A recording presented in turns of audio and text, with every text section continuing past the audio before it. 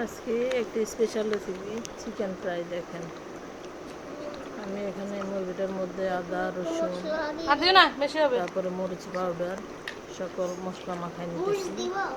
একটা ডিম দিয়ে দিছি, মেখে প্রায় 1 ঘন্টা রেস্টে রেখে দিছি।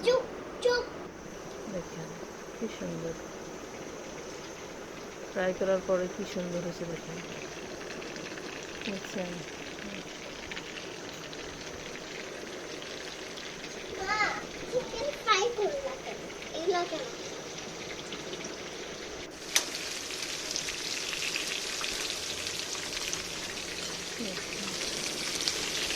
একদম লাল লাল করে ফ্রাই করে বাটাতে নিয়ে নিচ্ছি।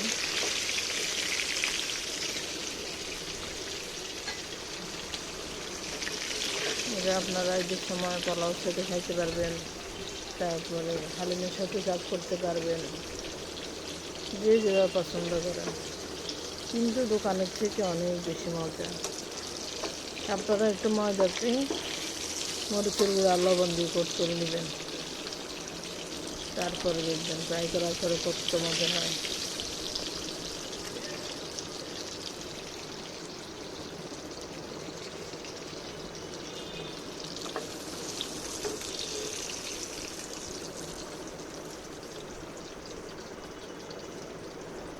আমি প্রায় 1.5টা মুরগি করছি, তো প্রায় 2 বাটি হয়েছে, বড় বড় 2 বাটি হয়েছে।